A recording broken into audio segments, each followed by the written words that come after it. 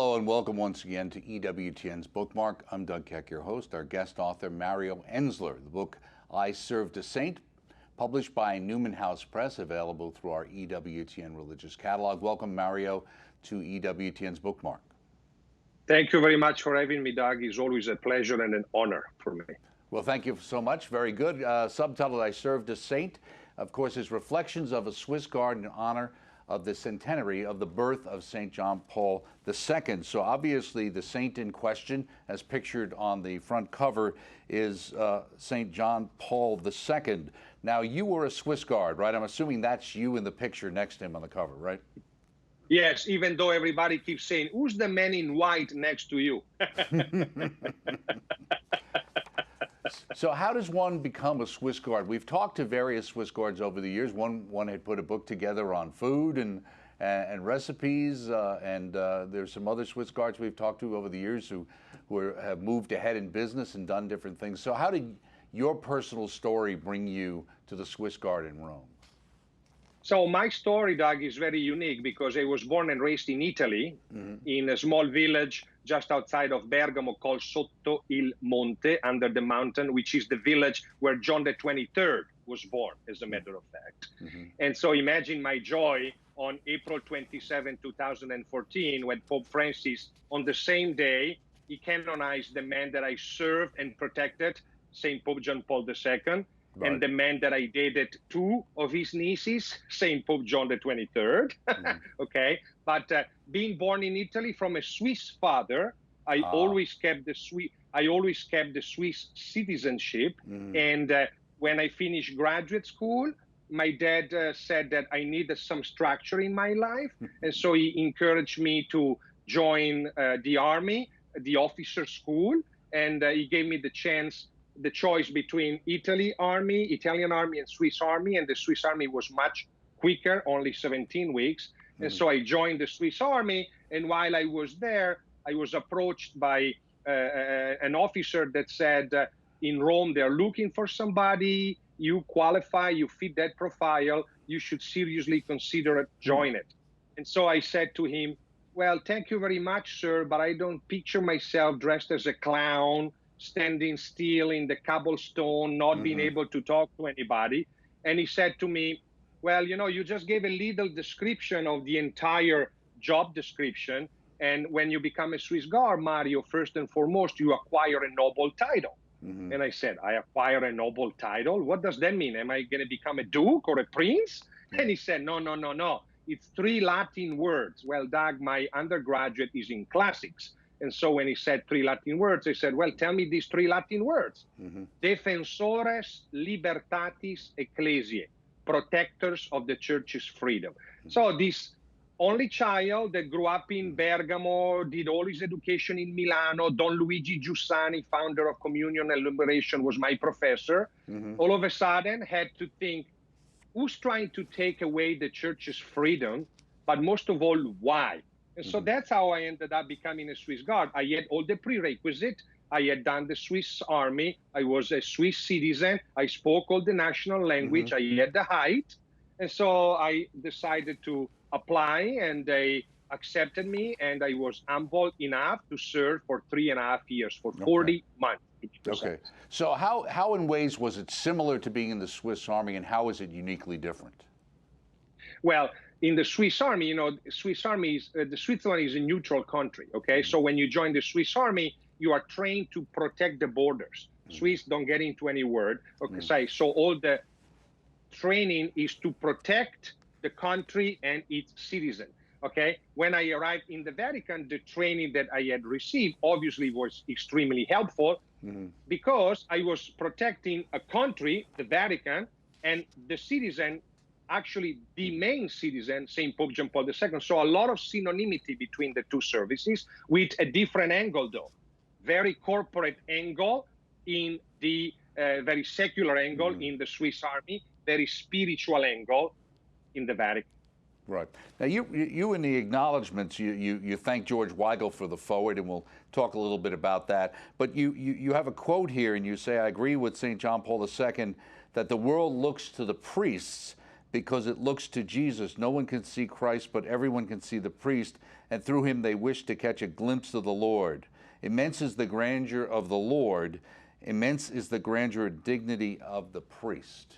Why did you think that was an important quote to put in right in the beginning? Because I experienced that, Doc. Every day that I was standing next to His Holiness, I really felt that I was standing next to Christ. And to me, every time that I was seeing Him, that He will walk by, I always felt that I had Christ walking by. All right.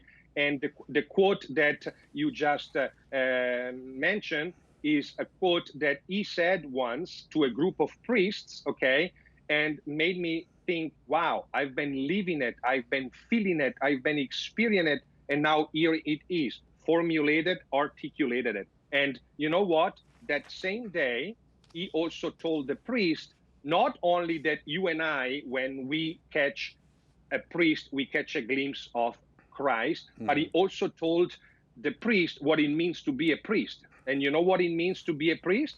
It means to be a man for others. And in order to be a man for others, St. Pope John Paul II, told the priest that they had to be more and not to do more. So that's what I've been pondering for so many years. How can I fulfill my priesthood, so to speak, trying to be more rather than falling into the secular way of doing more? Now, it's interesting, in the foreword, George Weigel says, if no man is a hero to his valet, which is an old expression, is any man a hero to his bodyguards? And he goes on to say that a man can not only be a hero to his bodyguards, but a role model in the spiritual life. And in making that statement, that says a lot.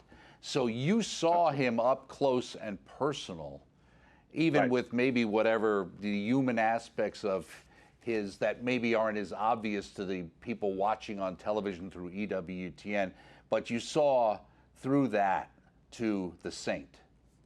I did. And when I was talking to George, you know, when I was asking him, can you please write something? It made me think that if somebody says to me, Mario, can you tell me three things only that you took by being backstage with His Holiness? Now, keep in mind, Doug, I did not sit down with His Holiness to discuss the Summa Theologica. That's not what I did, okay? We talked about random things, okay? But what I took away, spending time with a saint, and you know, I have also the privilege that I spend a lot of time with another saint, Mother Teresa. But with him, what I learned, the three things that I took away, Doug, are we need to be human. We need to be persistent, especially today. This is not the time to hold back. And we need to be creative. In other way, we need to try new things. And those three verbs, you know, being human, being persistent, being creative, I didn't read them on a bumper sticker in Rome. I felt them on my own skin, simply paying attention of his actions, focusing on his postures, the way that he was talking to people, the way that he was pondering and pausing. So that's how he came up. He was extremely human. He was extremely persistent or courageous, if you want to say so. And he was extremely creative. Right. You mentioned in the book that it was precisely faith which was the heart of his pontificate. You go on to say, in fact, Papa Wojtyła, as you would call him, was convinced that Christianity represented a liberating force for individuals and peoples. You go on to say, I've heard him say that Christianity could transform a nation's history only if it were a source of spiritual power within the culture and not merely a cultural milieu. That seems to be a major problem we certainly have in the States, let alone around the globe, isn't it? I totally agree with you. You know, today, one of the big concern that I have is this lack of understanding that sacrifice is redemptive, for instance. In other words, we believe in our relativism mind that sacrifice is something that we have to avoid. Instead, St. Pope John Paul II showed me almost on a daily basis that sacrifice is redemptive. And the reason why it's redemptive is because there is a deeper reward when we as Christians, we made sacrifice for the sake of a higher purpose and in service of others. And I believe that this spiritual renewal, this spiritual angle, this spiritual narrative is an antidote to today's increased cynicism and stress. And don't forget, Doug, that St. Paul II was a man of prayer, a man of hope, and a man focused on the Eucharist. So why don't we all do a self-examination of conscience, and we try to, as I said before, try to understand how we can be more rather than doing more. Well, you just brought up the Eucharist, so I'll go there. I remember clearly the intensity with which he celebrated the Eucharist. Explain. Well, one day, I was informed that we were going to be in a private mass with him in a small group of people. I've been to several private masses with him. And I don't know, but during the consecration, during the elevation of the host, I really felt goosebumps all over my body, because I really felt like Christ, during the transubstantiation, I really felt like Christ had come from the host down his arm into his body, all right? And he was one with Christ, okay? And to me, is love for the Eucharist, the many hours that he spent in his private chapel, sometimes even prostrating. I've seen that, prostrating in the floor, again, in front of the tabernacle, really made me realize that he had a unique connection, It's like he had the red phone, Do you remember the Russian people, Khrushchev will have the red phone? Made me think like he had the red phone to communicate with God. And the Eucharist was the center of his daily life. Yes. Right, had the hotline there. You say as you had direct contact with him, also said also what struck you was by his richness of his intuitions, the depth in his spirituality, as you talk about in the Eucharist. You also talk about not only his prayerfulness, but his immense humility. How was that seen? And also you talk about one of the other people you got to know was Mother Teresa. How were the two of them? Because you talk about humility and you think about both of them together. Does it relate? Doug, somebody says, how is it to be in the presence of a saint? And to define humility, here is my answer. Every time that I was interacting either with St. Pope John Paul II or with St. Mother Teresa, they were focusing on me alone. It was tangible, palpable, that they were looking at me, paying attention to who I was. They were not looking behind me. They were not going off, and they were certainly not doing me a favor. Okay, so what I meant is they were focusing on me, an humble person, and Saint Pope John Paul II was able to interact with president of country and with a janitor of an elementary school on the same way. He had a clear understanding of the dignity of the human person, and he was focused on little things. He was focused on people. He definitely saw Christ in every person, and that made him unique. Mother Teresa, same way. She was focused and attracted by the weak, by the sick. Mother Teresa, she was more, if I may say so, she was more rural than John Paul II, okay? Mother Teresa, she was strong, she was fearless, and she knew how to say certain things to catch people's attention. In other words, Mother was definitely less diplomatic than St. Pope John Paul II was, but together, humility at first, number one. Now, you make the point here that obviously we talk about totus tuus and the connection for John Paul II to the Blessed Mother. You said it was no surprise that many of the Swiss Guard, and I'm assuming including yourself, were drawn to her through the Pope's manly and powerful devotion to Our Lady. Yes. How did that impact you? Well, impact me because many times I will see him, especially in the afternoon around 3:30, walk around either on the roof of the Apostolic Palace or in the Apostolic Palace with a rosary in his hand. And I would say, wow, why is he doing that? Is he just doing it because that's something that a priest has to do, has to say a rosary a day? And then he impacted me the day that he gave me the rosary. And the day that he gave me the rosary, if I may say so in 35 seconds, I was tired. It was a long day of service. I was hot. My feet were hurting me, and he walked by, and I went in attention, Doug, and he passed me, and then he came back. And when he came back, he put his hand in the pocket of his cassock, and he took some beads out. and he put them in front of my nose, literally, and he said, Mario, the Rosary is my favorite prayer. Marvelous in its simplicity and in its profundity. Take my beads and make them your most powerful weapon. And then he gave them to me, and then I closed my fist. He walked away. He stopped, Doug. He turned around and he looked at me again and he said, Mario, remember, always call on Mary because she is the one that will help you and intercede for you. You know, Doug, since that day, I carry a rosary in my pocket. I hope that you have your rosary in your pocket, that the people in your cameramen have a rosary in their pocket, because that's a sign of masculinity. Every man should be carrying a rosary in their pocket. Should we say a rosary every day? We should try, but guess what, Doug? If we can't finish the rosary, well, we should not be afraid because Mary will finish it for us. Right. That's why I have a Warrior's Rosary that EWTN actually has available that we sell too. You know, you also mentioned the point here. You talk about two things. You talk about his goodness, but his tenacity. And you also make the point that he never resigned himself to the decline of the church, rather just the opposite. Is there a sense out there that the church is in decline in your mind? Well, I sense that today the leadership within the church are lacking courage. Okay. And to me, unfortunately, I'm an humble servant. I'm a sinner.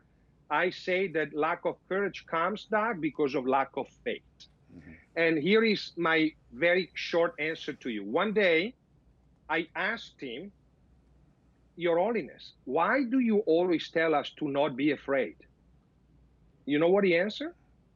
Mario, we cannot be afraid because God is one day ahead of us.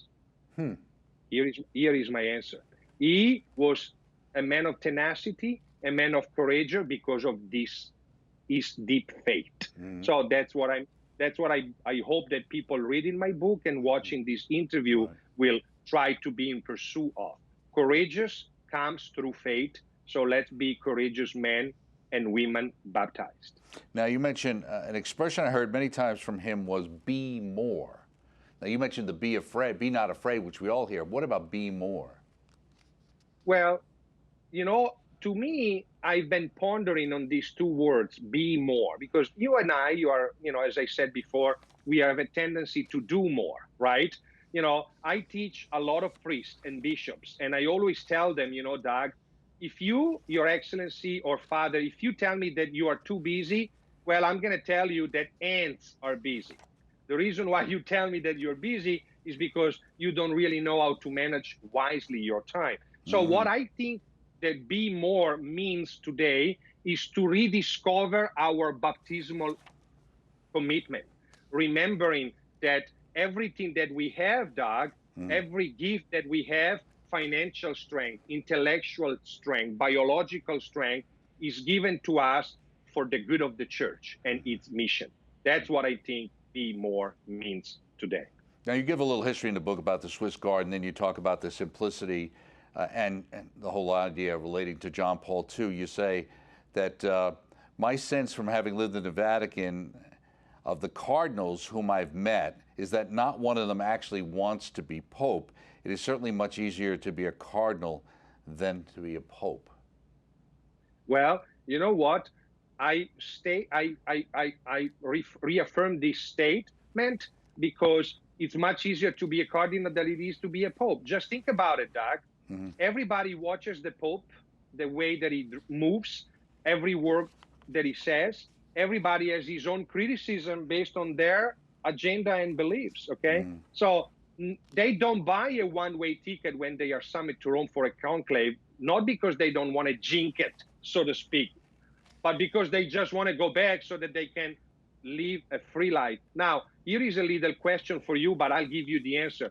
You know why a cardinal, when he becomes a pope, he changes his name? That's not because it's a tradition, Doug. That's because his previous life is over. As Matthew says, and I quote, your previous life is over because you'll be asked to go where you do not wish to go. Right. So, Pope of Simplicity, today, Pope Francis, Mario Bergoglio, yesterday, Pope Benedict, Joseph Ratzinger, the moment that they dress in white, Right. their previous life is over. Now, is it true that you had a relative of yours who used to design sweaters for the Pope? Well, the story is I never met my grandmother from my mom, so my mom's mom, but I met her older sister, which was my aunt. And my aunt, that she was born in 1899, okay, she, as a typical Italian, she would, she will do with, how do you say the verb when you have the two sticks under your armpit, crochet, no, not Knitting crochet, and crocheting. knitting. Yeah, knitting. Right. So one day, my mom calls me and she says, Zia Pina, Aunt Pina, she made His Holiness a sweater. We're going to send it to you and you have to give it to His Holiness. And I said, Mom, doesn't work like that. Okay, but sure, send it to me. All right. And so, sure enough, a couple of weeks later, Doug, I received in the mail, a package, and my mom had wrapped it, but she had told me, you can take some tape off so that you can see it. And I opened it, and it was a beautiful white old sweater, merino wool, okay, with wooden button, okay, and long. It will go, past your waist, okay. Mm-hmm. And so I took it with me in service, Doug, and casualty meant that Monsignor Givic, the secretary today, Sure. Cardinal Givic, walked by. And so I stopped him and I said, Monsignor, my aunt made this sweater for His Holiness. Can I please give it to you? And he said, sure. And I thought, he's going to give it, he put it in the room with all the presents and forget about it. Well, that was at the beginning of December. Then I totally forgot about it until December 31st. I was in St. Peter's Square. His Holiness had gone to celebrate the Te Deum Mass at the Chiesa del Gesù, downtown Rome. He came back, and there is a picture on the book. He came back to visit the crash and the Christmas tree in the square, all right? And he had his red cape, and when he came by me, I noticed that under his red cape, Doug, he had my aunt sweater. Wow. And so when I look at that, a tear came down my right eye, and Monsignor Givic saw me. He came and he said, he really liked it, and he's keeping him warm. Please tell your aunt thank you.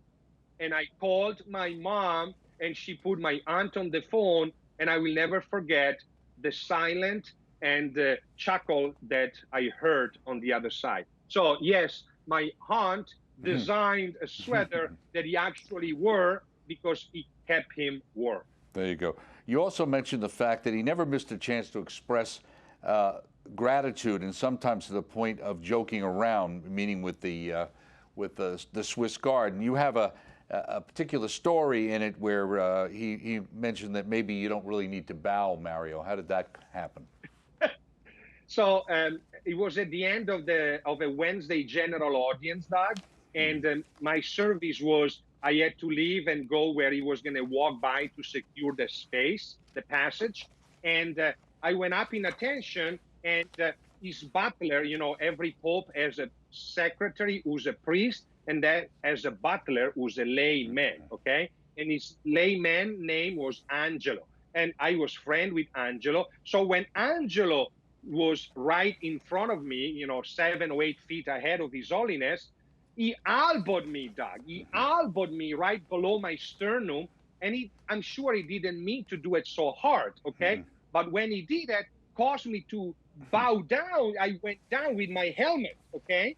Exactly when His Holiness was right in line on me, and His Holiness has to step away so that the helmet didn't really hurt him, okay? And when I pulled myself back up and I fixed the helmet, and I was choking because of the elbow, he looked at me and he said, Mario, there is no need to bow. So, and everybody laughed, so he had a sense of humor. He saw a moment of difficulties and he made a laugh out of it. Well, we're just about out of time. There's other people that you experienced, including Mother Teresa and others here, and including one quote I'll leave us with, which she said, "You can't get from here to tomorrow in one giant leap." Some other words of wisdom coming from Rome, this time from Mother Teresa. Thank you so much, Mario Enzler, for chronicling your experiences and giving us some insights into this great saint of our church. Thank you very much. Thank you very much, and God bless you. You too. Our guest has been Mario Enzler. I Served a Saint is the title of the book, Reflections of a Swiss Guard in honor of the centenary of the birth of St. John Paul II. Mother Angelica just loved him.